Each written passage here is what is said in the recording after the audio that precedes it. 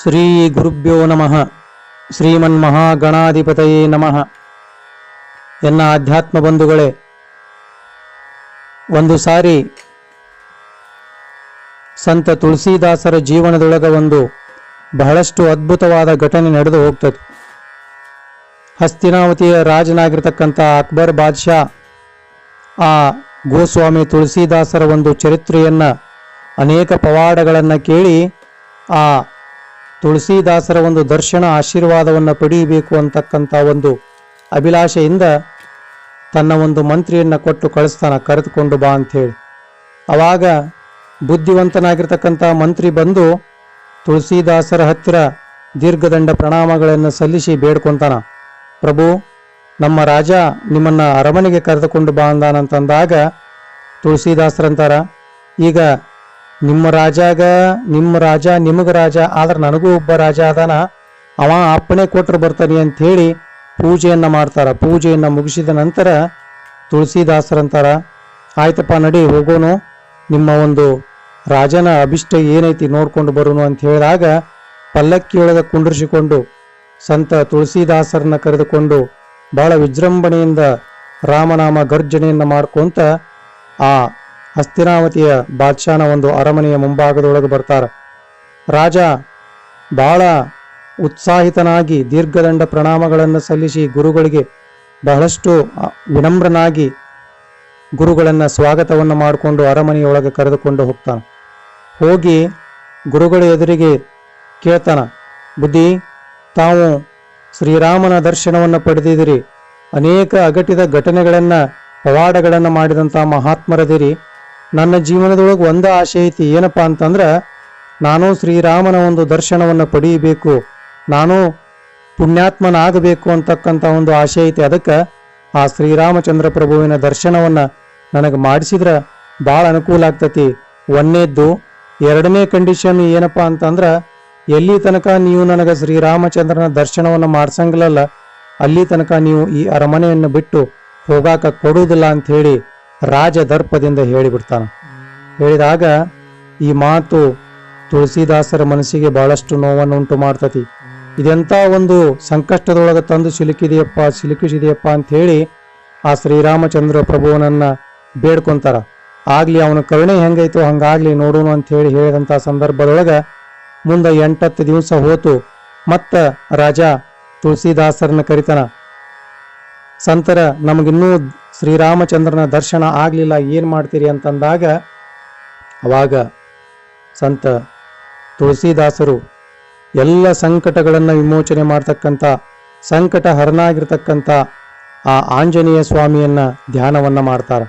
ಧ್ಯಾನವನ್ನ ಮಾಡಿದಂಥ ಸಂದರ್ಭದೊಳಗೆ ಆಂಜನೇಯ ಪ್ರಕಟನಾಗಿ ಹೇಳ್ತಾನ, ಏನು ಮಾಡ್ಬೇಕು ಹೇಳ್ರಿ ಅಂದಾಗ, ಇಲ್ಲ, ಈ ರಾಜ ನನಗೆ ಏನು ಮಾಡಕತ್ತಾನ ಅಂದ್ರೆ ಒತ್ತಡ ಹಾಕಕತ್ತಾನ, ಅದಕ್ಕೆ ಅವನಿಗೇನೋ ಶ್ರೀರಾಮಚಂದ್ರ ಪ್ರಭುವಿನ ದರ್ಶನ ಬೇಕಂತ ನನ್ನನ್ನು ಬಂದಿಯನ್ನಾಗಿ ಮಾಡಿಟ್ಟಾನ. ಇನ್ನು ಇವನ ಬಂಧನದಿಂದ ಬಿಡಿಸ್ಕೊಂಡು ಹೋಗ್ಬೇಕಂದ್ರೆ ಏನು ಮಾಡ್ಬೇಕು ನೋಡು, ನೀನು ಅದನ್ನು ತಿಳಿದು ಮಾಡಪ್ಪ.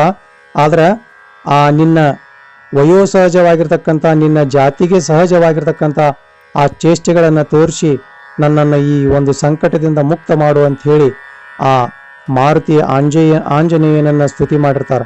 ಸ್ತುತಿ ಮಾಡಿದಾಗ ಇದೇ ಸಂದರ್ಭದೊಳಗನ ತುಳಸಿದಾಸರು ಹನುಮಾನ್ ಚಾಲಿಸವನ್ನ ಪ್ರಕಟಗೊಳಿಸಿದ್ರು ಅಂತಕ್ಕಂಥ ಒಂದು ಇತಿಹಾಸ ಬರ್ತತಿ. ಅದಕ್ಕೆ ತುಳಸಿದಾಸರಿಗೆ ಬಂದಂಥ ಸಂಕಟವನ್ನು ಹರಣ ಮಾಡಿರ್ತಕ್ಕಂಥ ಆ ಸಂಕಟ ವಿಮೋಚನನಾಗಿರ್ತಕ್ಕಂಥ ಮಾರುತಿ ಆಂಜನೇಯ ಅವರ ಒಂದು ಕಷ್ಟವನ್ನು ದೂರ ಮಾಡಿದ ಅನ್ನುವ ದ್ಯೋತಕವಾಗಿ ಹನುಮಾನ್ ಚಾಲಿಸವನ್ನ ನಾವು ಇಂದಿಗೂ ಸಹಿತ ಪಠನೆ ಮಾಡ್ತಕ್ಕಂಥ ಒಂದು ಪದ್ಧತಿ ನಮ್ಗೆ ರೂಢಿಯಾಗಿದೆ.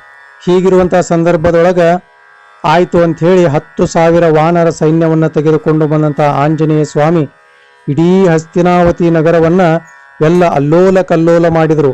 ಯಾರು ಜಿಪುಣರಿದ್ರಲ್ಲ, ಜಿಪುಣರ ಮನೆಯೊಳಗೆ ಹೊಕ್ಕು ಅವ್ರ ಸಂಪತ್ತನ್ನೆಲ್ಲ ಓಣಿ ತುಂಬ ಚೆಲ್ಲಾಡಿದು ವಾನರಗಳು.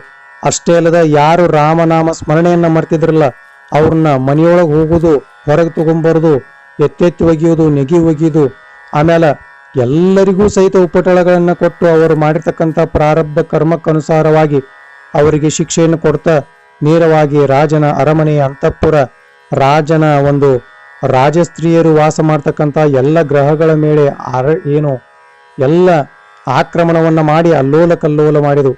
ಇದೆಲ್ಲವನ್ನ ತಿಳಿದು ಮಂತ್ರಿಗಳು ಬಂದು ಓಡೋಡಿ ರಾಜನಿಗೆ ಸುದ್ದಿ ಹೇಳಿದರು. ಏನಾತು ಅಂತಂದ್ರೆ ಇದು ಎಲ್ಲಕ್ಕೂ ಮೂಲ ಕಾರಣ ಏನಪ್ಪಾ ಅಂದ್ರ ವಿಷ್ಣು ಭಕ್ತನಾಗಿರ್ತಕ್ಕಂಥ ಪರಮ ಸಂತನಾಗಿರ್ತಕ್ಕಂಥ ಸಂತ ತುಳಸಿದಾಸರನ್ನ ನೀವು ಕಾಡ್ಸಿದ್ದಕ್ಕೆ ಹಿಂಗಾಗೈತಿ, ಅವ್ರನ್ನ ಕ್ಷಮಾ ಕೇಳ್ರಿ ಅಂದಾಗ ಆ ಬಾದ್ಶಾ ಬಂದು ತುಳಸಿದಾಸರ ಕಾಲಿಗೆ ಬಿದ್ದು ನನ್ನನ್ನು ಕ್ಷಮೆ ಮಾಡ್ರಿ ಅಂತಂದಾಗ, ಏನಿಲ್ಲಪ್ಪ ನೀನು ರಾಜನ ದರ್ಶನ ಶ್ರೀರಾಮಚಂದ್ರ ಪ್ರಭುವಿನ ದರ್ಶನ ಮಾಡ್ಬೇಕಂತೀಯಲ್ಲ, ಈಗ ಅವ ಬರೀ 10,000 ಸೈನ್ಯವನ್ನ ಕೊಟ್ಟು ಕಳ್ಸ್ಯಾನ, ಇನ್ನು ಹಿಂದೆ ಶ್ರೀರಾಮಚಂದ್ರ ಇನ್ನೂ ಎಷ್ಟು 12 ಪದ್ಮ ಉಳ್ಳಂತ ಆ ವಾನರ ಸೈನ್ಯವನ್ನು ಕರೆದುಕೊಂಡು ಬರಾಕತ್ಯಾನ. ಅದಕ್ಕೆ ನೀ ಇನ್ನೊಂದು ತಾಸು 2 ತಾಸು ನಿಂತೆ ಅಂದ್ರ ಅವ್ರಿಷ್ಟೂರು ಬಂದು ನಿನಗೆ ದರ್ಶನ ಕೊಡ್ತಾರಂದಾಗ ಆ ಬಾದ್ಶಾ ಅಂತಾನ, ಬರೀ 10,000 ವಾನರರು ಬಂದ ನನ್ನ ರಾಜ್ಯ ದಿಕ್ಕಾಪಾಲಾಗೈತಿ, ಇನ್ನ 12 ಪದ್ಮ ಇರ್ತಕ್ಕಂಥ ಆ ಸೈನಿಕರು ಬಂದ್ರೆ ನನ್ನ ರಾಜ್ಯ ಸರ್ವನಾಶ ಆಗಿ ಹೊಕ್ಕತಿ, ನೀನೂ ಬೇಡ, ನಿಮ್ಮ ಪ್ರಭುವಿನ ದರ್ಶನನೂ ಬೇಡ, ನಿಮ್ಮನ್ನು ನೋಡಿದ್ರೆ ನನಗೆ ಶ್ರೀರಾಮಚಂದ್ರ ಪ್ರಭುವಿನ ದರ್ಶನ ಆದಂಗ ಆಗೈತ್ರಿ ಗುರುಗಳ, ನನ್ನನ್ನು ಬಿಟ್ಟು ಬಿಡ್ರಿ, ನನ್ನ ಒಂದು ತಪ್ಪನ್ನು ಮನ್ನಿಸ್ರಿ ಅಂತ ಹೇಳಿ ಬಹಳಷ್ಟು ಗೋಗಿರಿದು ಅರಳಲಿಕ್ಕೆ ಪ್ರಾರಂಭ ಮಾಡಿದ. ಅವಾಗ ಕರುಣಾಮಯಿಗಳಾಗಿರ್ತಕ್ಕಂಥ ತುಳಸಿದಾಸರು ಆಶೀರ್ವಾದ ಮಾಡಿದ ನಂತರ ಮತ್ತ ಆ ವಾನರ ಸೈನ್ಯ ಕಣ್ಣು ಮುಚ್ಚಿ ಕಣ್ಣು ತೆರೆಯೋದು ಕೂಡ ಆಕಾಶ ಮಾರ್ಗದಿಂದ ಮಾಯವಾಗಿ ಹೋಯಿತು ಅಂತಕ್ಕಂಥದ್ದು ಬರ್ತತಿ.